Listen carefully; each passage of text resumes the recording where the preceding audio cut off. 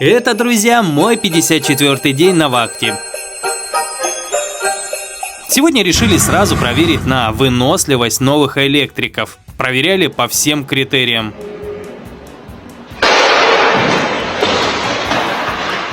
Еще взяли на объект нового штукатурщика. Взял, приделал унитаз к стенке.